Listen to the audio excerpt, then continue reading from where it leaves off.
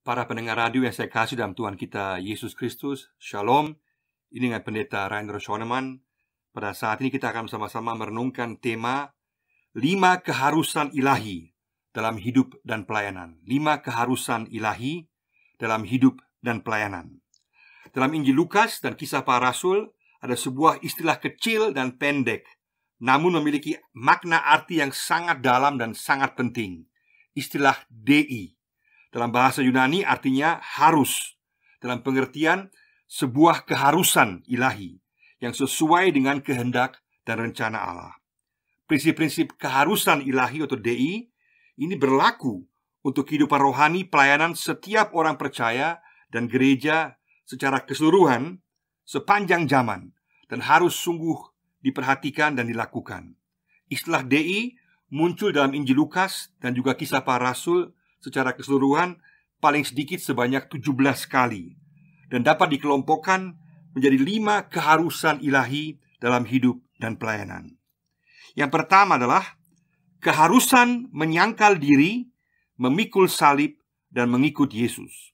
Keharusan menyangkal diri, memikul salib, dan mengikut Yesus dalam Lukas 9 ayat 23. Lukas 9 ayat 23 bunyinya demikian. Kata Yesus kepada mereka semua, "Setiap orang yang mau mengikut aku, ia harus menyangkal dirinya, memikul salibnya setiap hari, dan mengikut aku." Pelayanan kita secara mendasar diawali dengan penyangkalan diri. Artinya kesediaan untuk mementingkan kepentingan kehendak Tuhan dalam kehidupan kita secara pribadi. Ini berarti segala pemikiran keakuan, keinginan diri sendiri, pemikiran kelompok atau kesukuan harus terus-menerus secara sadar disalibkan tiap-tiap hari. Harus ada keputusan tiap hari secara baru untuk mengikuti teladan Tuhan Yesus dan menurut kepada kehendak Tuhan Yesus. Mementingkan kehendak Allah, kebutuhan jemaat dan orang lain yang dilayani di atas kepentingan diri sendiri. Apabila komitmen ini mulai pudar, maka kehidupan rohani kita akan mulai melemah dan mutu pelayanan kita akan berkurang secara drastis. Inilah dasar kehidupan rohani dan pelayanan kita. Jika digambarkan dengan sebuah rumah, maka hal mengikut Yesus adalah fondasinya. Tanpa fondasi ini, kehidupan rohani dan pelayanan kita akan rapuh. Mari bersama-sama kita membuat komitmen di hadapan Tuhan dan mengatakan, "Aku mau menyangkal diri, memikul salib, dan mengikuti teladan Yesus hari demi hari." Yang kedua adalah keharusan persekutuan dengan Tuhan dan diperlengkapi oleh Tuhan. Keharusan persekutuan dengan Tuhan dan diperlengkapi oleh Tuhan. Pembacaannya adalah dari Lukas pasal 2 ayat 49. Lukas 2 ayat 49 bunyinya demikian. Jawab Yesus kepada mereka, "Mengapa kamu mencari aku? Tidakkah kamu tahu bahwa aku harus berada dalam rumah Bapakku?" Pembacaan yang kedua, Lukas 19 ayat 5, Lukas 19 ayat 5 bunyinya demikian. Ketika Yesus sampai ke tempat itu, ia melihat ke atas dan berkata, "Sakeus, segeralah turun, sebab hari ini aku harus menumpang di rumahmu."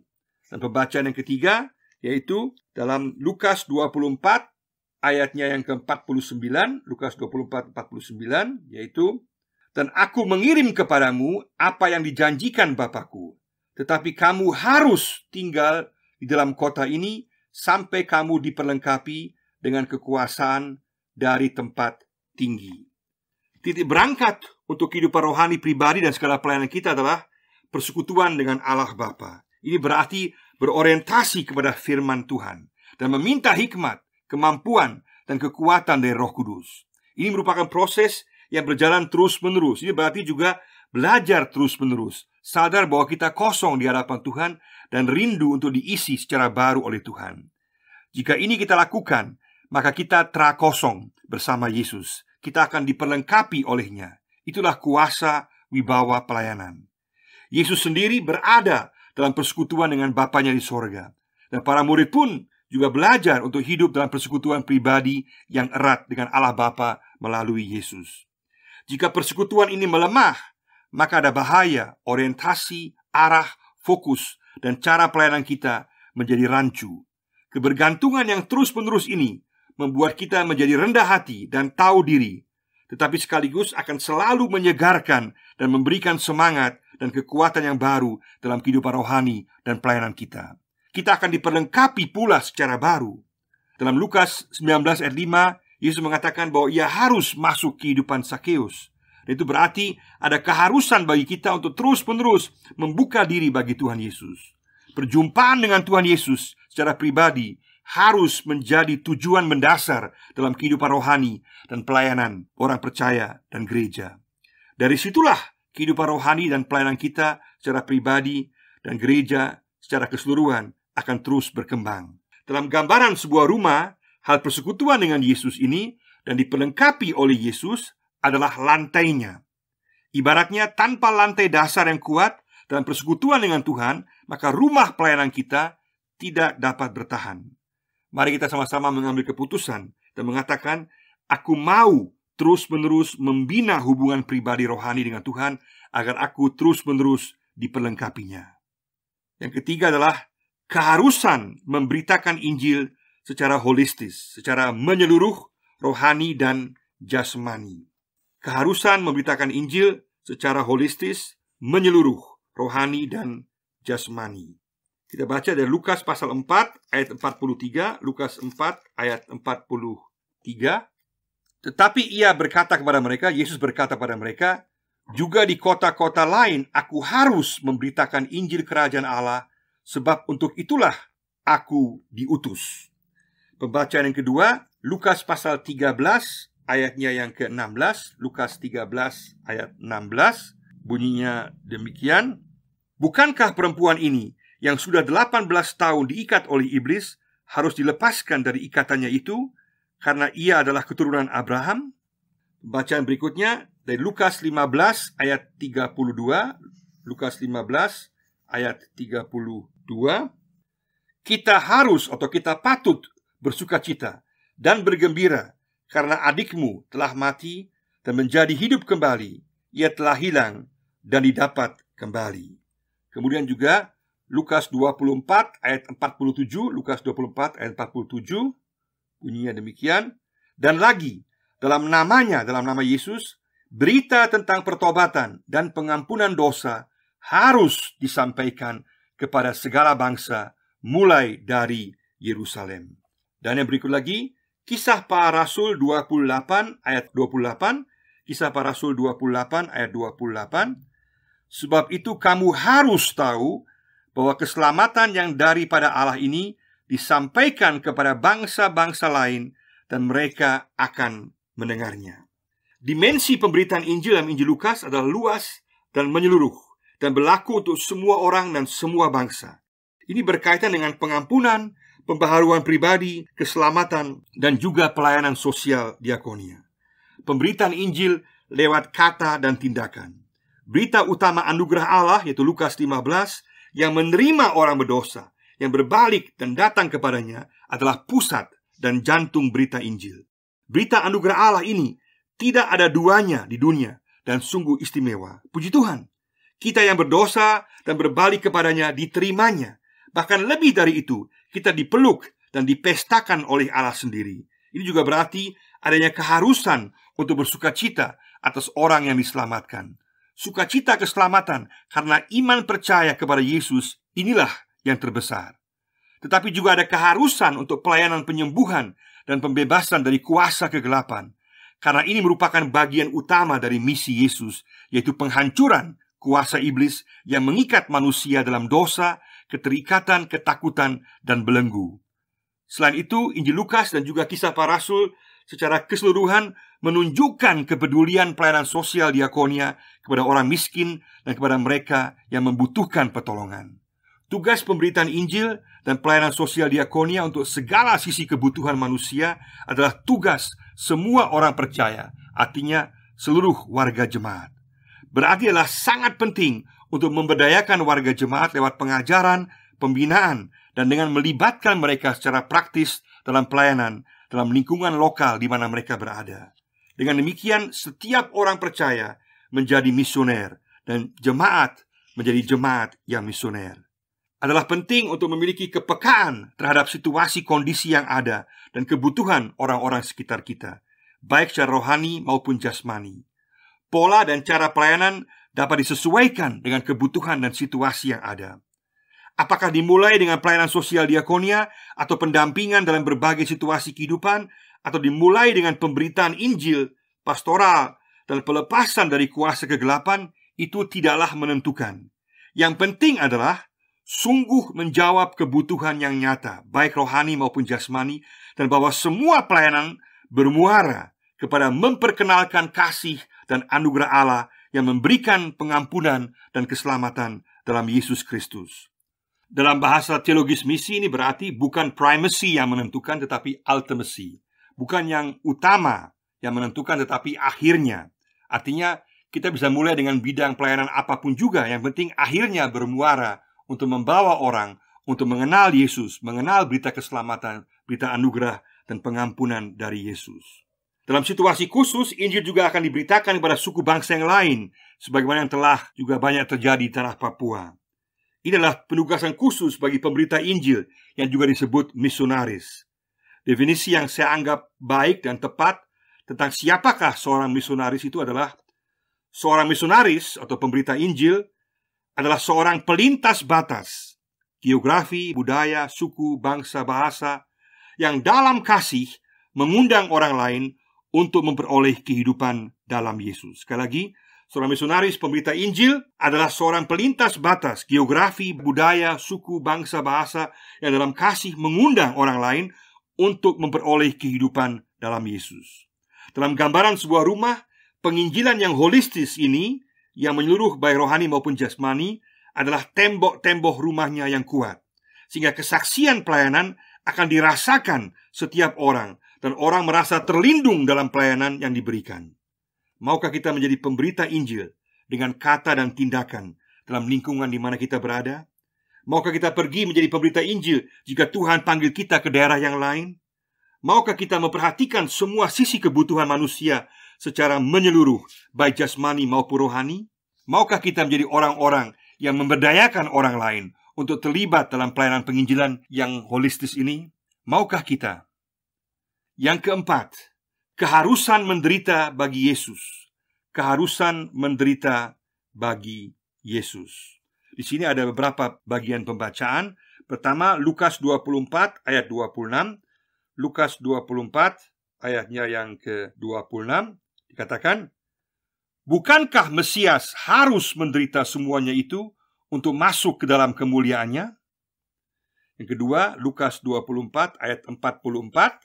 Lukas 24 ayat 44 dikatakan, iya, Yesus berkata kepada mereka, inilah perkataanku yang telah kukatakan kepadamu ketika aku masih bersama-sama dengan kamu, yakni bahwa harus digenapi semua yang ada tertulis tentang aku dalam kitab Taurat Musa dan kitab Nabi-Nabi dan kitab Mazmur. Kemudian juga ayat 46 katakan demikian, katanya kepada mereka, Yesus berkata kepada mereka, ada tertulis demikian, Mesias harus menderita dan bangkit dari antara orang mati pada hari yang ketiga. Pembacaan berikut Kisah Rasul 9 ayat 16, Kisah Rasul 9 ayat 16. Aku sendiri akan menunjukkan kepadanya betapa banyak penderitaan yang harus ia tanggung oleh karena namaku.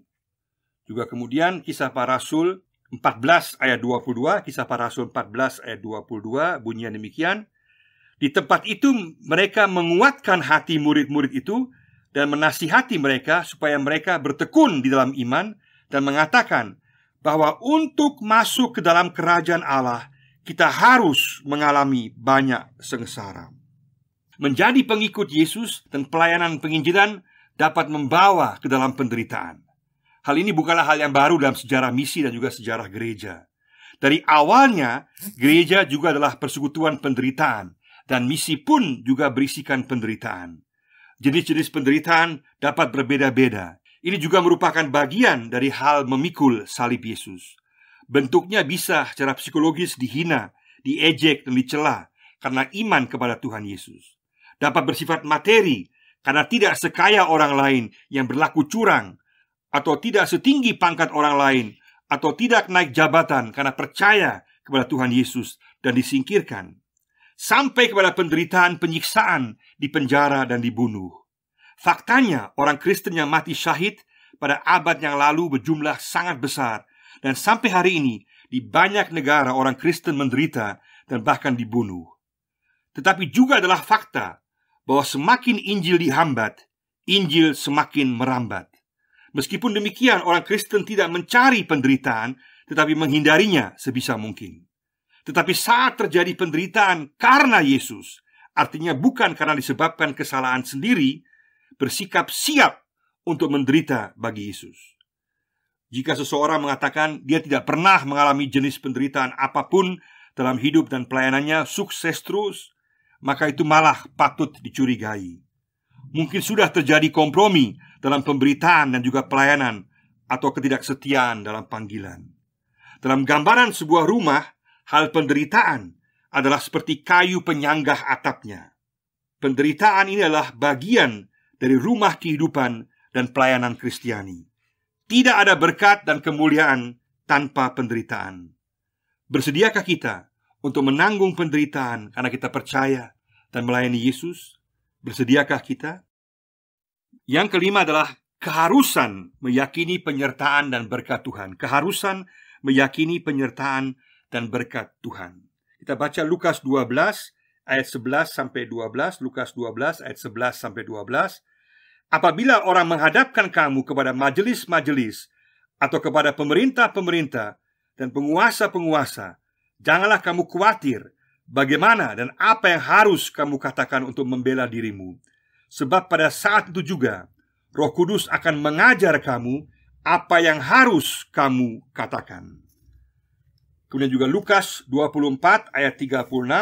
Lukas 24 ayat 36 ada janji Yesus.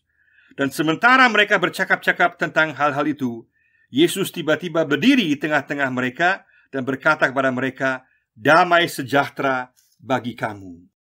Dan terakhir Lukas 24 ayat 50. Lukas 24 ayat 50. Lalu Yesus membawa mereka keluar kota sampai dekat Betania. Di situ ia mengangkat tangannya dan memberkati mereka. Dalam situasi mengikut Yesus, bersekutu dengan Yesus, memberitakan Injil Yesus, dan menderita karena Yesus, ada janji penyertaan, kekuatan, dan berkat dari Tuhan. Kita dipanggil untuk meyakininya. Ada berkat shalom Allah yang kekal. Iblis akan selalu berusaha untuk melemahkan iman percaya keyakinan kita. Iblis akan selalu berusaha mencobai dan melunturkan semangat kita dengan mengatakan percuma melayani Tuhan. Keyakinan kita akan penyertaan dan berkatnya akan selalu diuji. Dalam gambaran sebuah rumah, keyakinan akan penyertaan dan berkat Tuhan ini adalah atapnya. Jangan biarkan atap rumah iman kita menjadi bocor karena tidak meyakini penyertaan dan berkat Tuhan. Iman percaya dan keyakinan adalah suatu keputusan. Keyakinan kita ibaratnya membuat atap rumah pelayanan kita menjadi kuat dan tidak ditembus dengan keraguan. Mari kita katakan, aku mau meyakini penyertaan dan berkat dalam segala situasi kehidupan dan sampai kehidupan kekal dalam kesempurnaan bersama Tuhan Yesus. Aku mau meyakini penyertaan dan berkat Yesus dalam segala situasi kehidupan kita. 5 keharusan ilahi ini berkaitan dengan sikap kita secara pribadi, isi, dan tantangan pelayanan kita, serta keyakinan yang kita miliki. Kelima keharusan ini berkaitan dengan diri kita secara pribadi. Mengapa begitu? Mengapa Yesus tidak lebih banyak memberikan instruksi praktis agar pelayanan kita bisa berhasil? Karena bagi Allah yang terpenting adalah diri kita dan bukan pelayanan kita. Kalau kita hidup dalam persekutuan dengan Tuhan Yesus, mengikut Yesus, sedia menderita, terlibat dalam pelayanan Injil yang menyeluruh, dan meyakini penyertaan dan berkat Yesus, maka pelayanan kita akan menghasilkan buah yang tetap dan kekal. Karena hanya orang yang telah diubahkan dapat mengubah keadaan sekitarnya. Dan hanya orang yang meyakini kuasa Injil, penyertaan dan berkat Tuhan di tengah tantangan dapat meyakinkan orang lain. Marilah kita hidup dalam keharusan ilahi yang membawa pembaharuan bagi kita secara pribadi, sehingga pelayanan kita menjadi berkat bagi orang lain. Tuhan Yesus memberkati kita semua. Amin.